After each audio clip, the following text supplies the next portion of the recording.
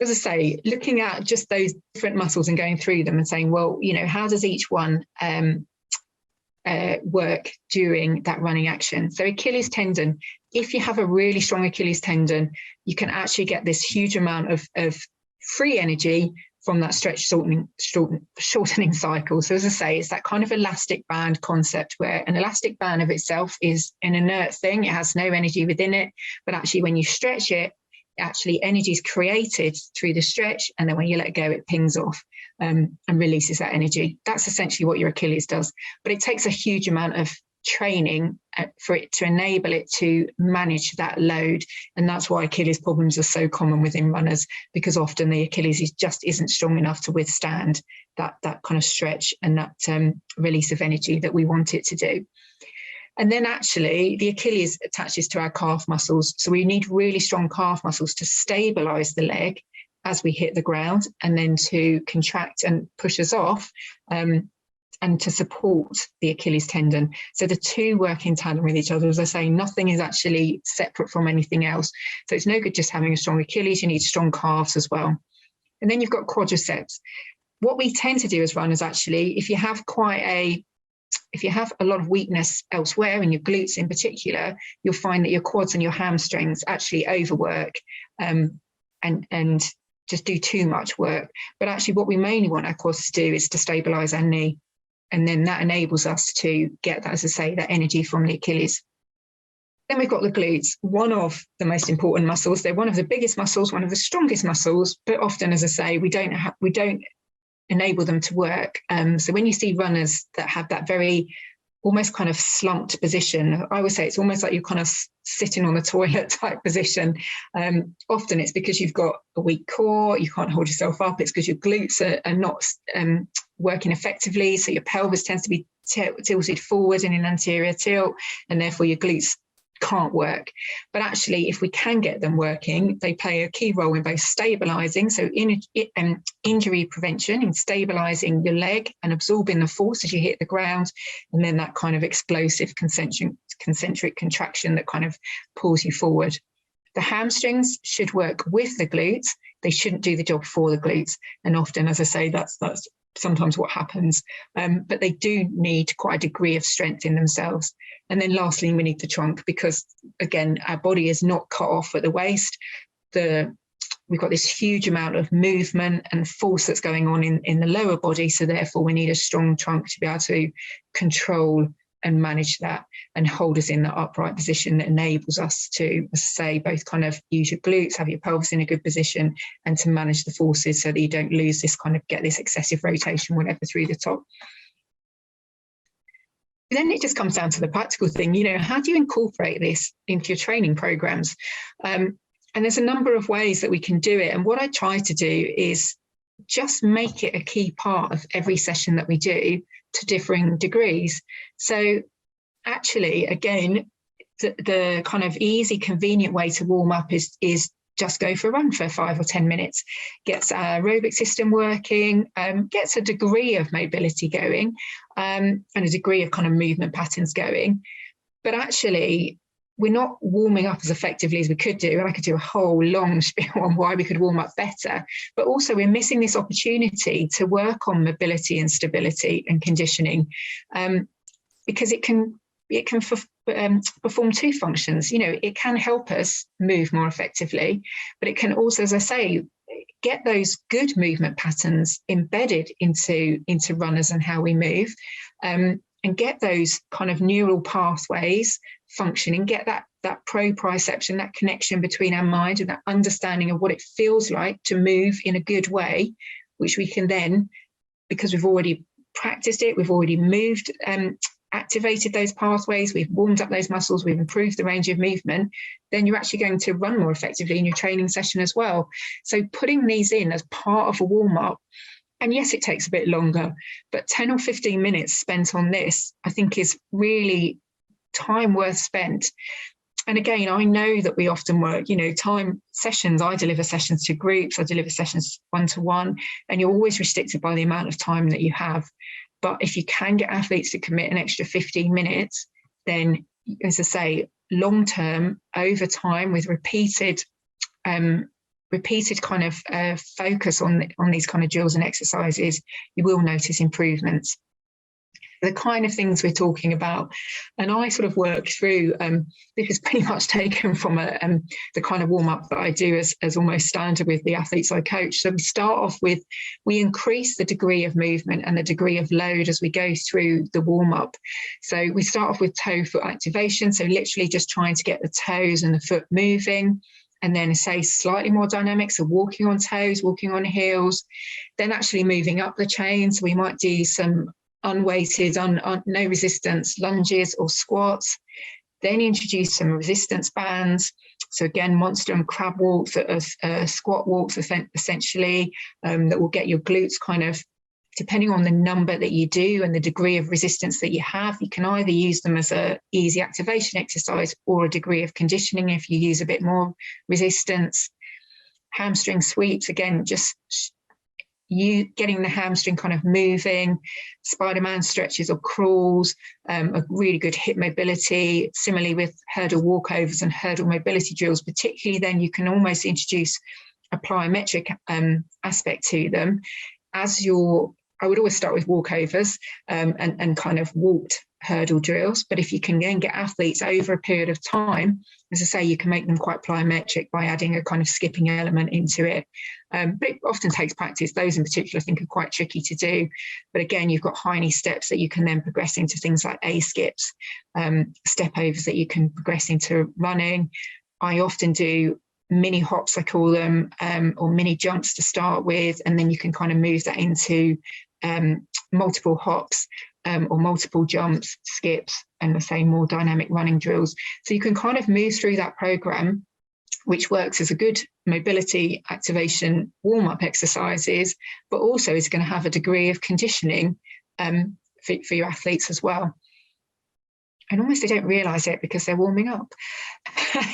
And then essentially as well, there's that other aspect of, basic conditioning programs, making them part of every session or as focused standalone sessions. So again, it depends on the buy-in of your athlete. If they're going to do standalone sessions, brilliant. And, you can do a really effective session at home. It doesn't need to be going to a gym and working on weights. It might be that you move up to that, but certainly a body weight session or a resistance session, or using the kind of weights that you might have at home. So handheld weights, kettlebells, potentially an Olympic bar if somebody's got that, can all be really effective sessions that can be done from home. So again, that kind of time and convenience aspect for athletes, all they need is the motivation to do it. Similarly, incorporating kind of plyometrics, kind of working up to different plyometric exercises. People can do jumping, hopping and skipping in their own home. They can do it in their own garden. They can even do it up and down their lounge, depending on the rest of the family. But certainly, again, also, I often on a Saturday morning would just add an extra half an hour onto the end of the session and do a basic conditioning program. Now, we couldn't do too much because we'd done a training session, so people's legs were tired, people were tired, and there's an element of fatigue. And what you don't want to do is over fatigue people or cause an injury because you're trying to do a lot of loading after a session. But nonetheless, it starts to introduce this idea that conditioning is an essential part of running training, and it's not just turning up and running. There's actually a lot more to it that we need to think about if we want to get faster and if we want to avoid injury. I just think as well, sometimes it's useful just to go through a really basic conditioning program. I've been really fortunate to work with a physio, poor man, for about 19 years. And the poor man did used to see me going back time and time again with the same injury because I'd not continued the exercises that he gave me. But nonetheless, these are some of the very basic exercises that we would work on. And really, sometimes it's saying to athletes, if you can't do these basic exercises, then we really need to go back and progress from that low baseline and move upwards. But these are fundamental. So posterior tibialis is fundamental to you actually maintaining a nice arch in your foot and the ability to control force within your foot as you push off. If you haven't got a strong posterior tibialis, then your foot's going to collapse down, and that potentially is going to cause you foot problems, lower leg problems, and actually knee problems, because as I say, it moves up the chain. So can you hold resistance if I push against your foot? Can you actually hold it there, or are you just going to let me push it out? Basic calf raises, I say to people, as a minimum, I would want you to be able to do 3 sets of 30 single leg calf raises on a step. And I can't tell you how many athletes would sort of gulp a very deep gulp when we say that.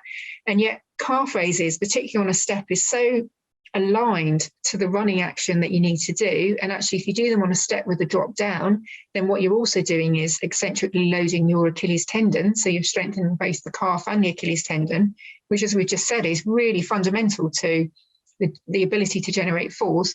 So if you can't do 3 sets of 30, that's probably not even akin to what you're doing on a 3 or 4 mile run.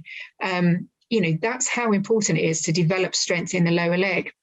And that's where you need to be setting your baseline. Then moving up again, glute med exercise is actually really understanding how do you get that glute working and feeling it work so that it's both strong, but then also functional when you're running. So actually, again, working up through clams with resistance bands, crabs and monster walks, as I said, they can be part of that warm up, but also, using greater resistance or doing more of them, they can be a really good conditioning exercise. Hamstring bridges, again, as I say, we need strong hamstrings, and then trunk exercises, planks, side planks, press ups, pull ups, those kinds of things. I think often as athletes, we just don't think we need to be able to do things like press ups and pull ups. And yet, if you've got that strength, they are good sort of global exercises in that actually what they do is they strengthen your ability to kind of brace and therefore hold your trunk in that hold that posture in that nice upright position so that we can control the force that our legs are generating beneath us. So no, you don't need to be able to, do hundreds and hundreds of press ups, but certainly actually, I think it's quite important for an athlete to be able to do a number of press ups and a number of pull ups to show that they really have got that control in their upper body as well, that's going to balance their lower body. As I say, in basic conditioning programs, so you've got things again, you would progress up through things. So don't start with doing loads of hops. You will break yourself or your athletes, but work up through single hops, single leg hops, single hops, single jumps, then hops and sticks, which are around where you do a single one, or multi hops and sticks. And then that's both the conditioning aspect of hopping and that kind of control aspect of actually, can you then control the force and hold it? So that ability to kind of brace and control force. And then you've got multi hops and jumps and jumping on and off boxes. You want to move up through that over time. And definitely when I say over time, I mean a period of months, not a couple of weeks, to really progress up through there, depending on where your athlete's starting from. And again, with the plyometric things, you've got all of the active ground contact drills. So, trying to look at your drills in terms of that conditioning. So do I actively make contact with the ground rather than my foot just happens to fall down and slap the ground in the kind of running action? So using drills in that sense, like I say, thinking about how you place your foot and placing it with control is really going to kind of help. Really just the key points. Remember, in terms of injury prevention and rehab, don't focus on what actually hurts now. Look at what is the weakness within this athlete. What do I actually need to focus on to both work through the whole chain and ensure that what's breaking is supported by the other structures around it. Because sometimes, as I say, what actually gives way is not the weakness within the chain. It's just that particular muscle is taking too much load. So often you find hamstring injuries do come from that, because the hamstring is just taking the load of the glutes. So actually, if you worked on good kind of pelvis position, kind of trunk stability and glute strength, then probably you'd solve your hamstring problem potentially. So look at everything, not just what hurts. And then again, both in terms of improved performance and injury management, it is that whole chain. It's understanding how everything works together. So you need some program that addresses all of those key muscles, not just one or two. You might want to focus on the weaknesses. You might want to do more on that, but in terms of maintenance, it needs to be the whole program. And then these are the timescales are really the things that you have to drum into runners, because it takes time. It's no good just doing it for a week or two. You're not going to achieve anything. It's actually muscle strength, muscle adaptation takes 3 to 4 weeks of sustained training load. Tendon strength takes much longer. So if you've got a weak Achilles tendon, you've got to commit to doing Achilles tendon loading for 3 months, I would say, is a minimum.